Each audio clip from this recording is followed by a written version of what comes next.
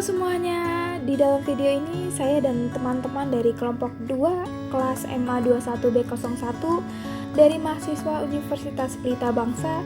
Di dalam video ini kami akan membahas materi tentang bab 2 yaitu peran sikap dalam mata kuliah kepemimpinan.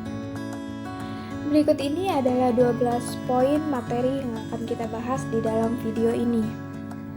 Langsung saja kita akan masuk ke dalam pembahasan materi yang pertama. Sifat sikap. Sifat sikap adalah seseorang yang memiliki sikap kesiapan atau disposisi untuk bereaksi secara tidak menyenangkan terhadap siapapun atau berbagai macam situasi terkait. Namun, sampai situasi membangkitkannya, sikap itu laten, yaitu sikap mendukung atau menentang sesuatu. Kita cenderung memiliki sikap yang baik terhadap sumber kepuasan dan yang tidak menyenangkan terhadap sumber hukuman dan frustasi. Selanjutnya ada dukungan sikap. Jika suatu peristiwa tampaknya mempertahankan, mencapai, atau mendorong gerakan menuju apa yang dihargai, maka peristiwa itu akan cenderung menimbulkan reaksi positif. Dengan demikian, seseorang yang mengidentifikasi dengan tujuan manajemen akan bereaksi positif terhadap proposal undang-undang untuk membatasi serikat pekerja. Selanjutnya, jika suatu peristiwa tampaknya merusak, mencegah, mencapai pencapaian, sebaliknya akan membahayakan apa yang dihargai, maka peristiwa itu akan cenderung menimbulkan reaksi negatif. Dengan demikian, seseorang yang mengidentifikasi dengan tujuan manajemen akan bereaksi negatif terhadap proposal undang-undang untuk membatasi serikat pekerja.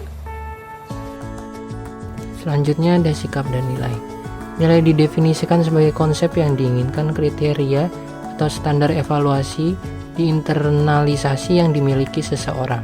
Konsep-konsep seperti standar relatif sedikit dan menentukan atau memandu evaluasi individu terhadap banyak objek yang ditemui dalam kehidupan sehari-hari. Nilai juga diwarnai dengan cita rasa moral yang melibatkan penilaian individu tentang apa yang benar, apa yang baik, atau yang diinginkan. Jadi nilai yang pertama memberikan standar kompetensi dan moralitas, yang kedua jumlahnya lebih sedikit daripada sikap melampaui objek, situasi atau orang tertentu, yang keempat relatif permanen dan tahan terhadap perubahan, dan yang terakhir apakah yang paling sentral dari inti seseorang. Ada perbedaan antara nilai dan sikap. Sikap pada dasarnya memiliki kecenderungan untuk merespon, nilai berfokus pada penilaian tentang apa yang seharusnya.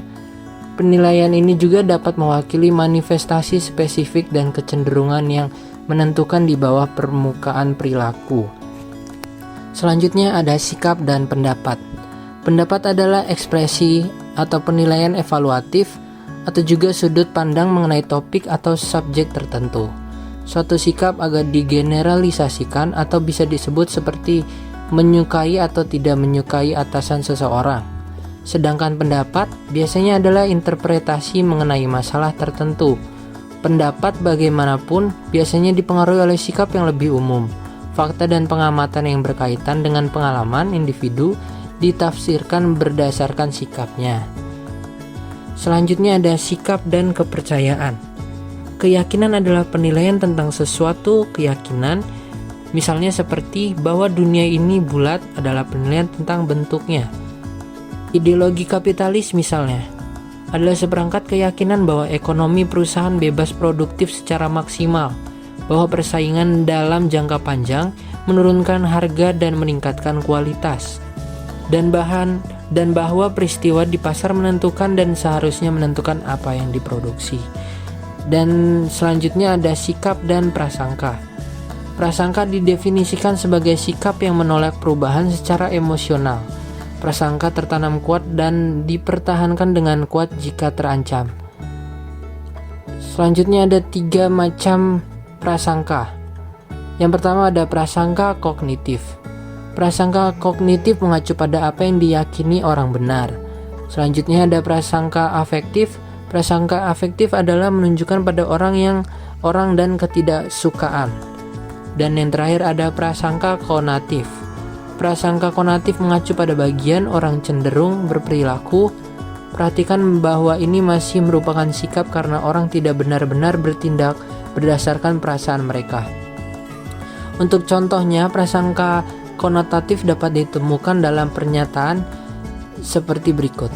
Jika saya menjadi penanggung jawab, saya akan mengirim semua orang yang tidak saya sukai kembali kemanapun asalnya.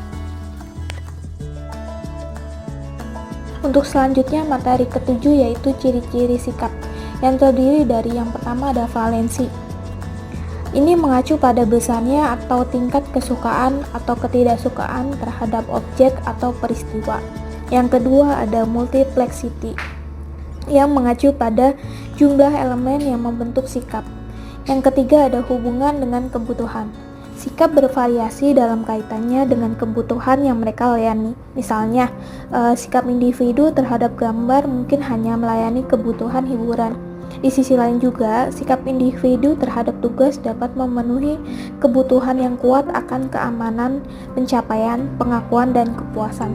Yang terakhir ada sentralitas, yaitu salah satu karakteristik yang menonjol dari sikap mengacu pada pentingnya objek bagi individu. Sentralitas menunjukkan pentingnya objek. Sikap yang memiliki sentralitas tinggi bagi seorang individu akan kurang rentan terhadap perubahan. Terima kasih. Pembentukan sikap. Sering muncul pertanyaan, dari mana datangnya sikap? Sikap pada dasarnya dipelajari. Orang tidak dilahirkan dengan sikap tertentu, melainkan mereka memperolehnya melalui proses pembelajaran. Sikap mencerminkan riwayat penguatan sebelumnya seseorang. Sumber sikap seseorang adalah campur dari mengikuti. Yang pertama, pengalaman pribadi. Yang kedua, asosiasi. Yang ketiga, keluarga. Kemudian ada yang keempat, kelompok teman dan masyarakat. Yang kelima, model. Yang kesembilan ada pengukuran sikap. Meskipun sikap adalah konstruk hipotetis, ia juga tunduk pada pengukuran. Pengukuran sikap yang paling umum dan sering digunakan adalah kuesioner, yang meminta responden untuk mengevaluasi dan menilai sikap mereka terhadap objek tertentu secara langsung dan untuk menanggapi baik atau buruk tentang keyakinannya tentang objek sikap. Umumnya, skala bipolar digunakan untuk menilai sikap individu, karyawan dalam suatu organisasi. Berbagai jenis skala digunakan sehubungan dengan pengukuran sikap, yaitu skala jarak sosial Bogardus, skala Likert, skala Thurston, skala Goodman, dan tes projektif. Pergeseran sikap. Pada prinsipnya, perubahan sikap disebabkan oleh perubahan kekuatan relatif dari pengaruh-pengaruh ini. Ketika pengaruh ke arah tertentu menjadi relatif lebih kuat daripada pengaruh ke arah yang berlawanan, sikap akan cenderung bergeser. Melemahnya kekuatan lawan juga bisa membawa perubahan semacam itu. Selanjutnya, sikap dan perilaku. Pentingnya hubungan sikap perilaku paling baik ditunjukkan dengan memeriksa dua kunci sikap kerja, kepuasan kerja dan komitmen organisasi. Yang juga menarik adalah hubungan yang kompleks antara kepuasan kerja dan prestasi kerja. Dan yang terakhir yaitu sumber kepuasan kerja. Kepuasan kerja terkadang dianggap sebagai konsep tunggal, yaitu seseorang puas atau tidak puas dengan pekerjaannya. Namun sebenarnya itu adalah kumpulan sikap kerja tertentu yang dapat dikaitkan dengan berbagai aspek pekerjaan. Misalnya, ukuran kepuasan kerja yang populer, job descriptive index atau JDI, mengukur kepuasan dalam 5 aspek spesifik pekerjaan seseorang: gaji, promosi, pengawasan, pekerjaan itu sendiri, dan rekan kerja.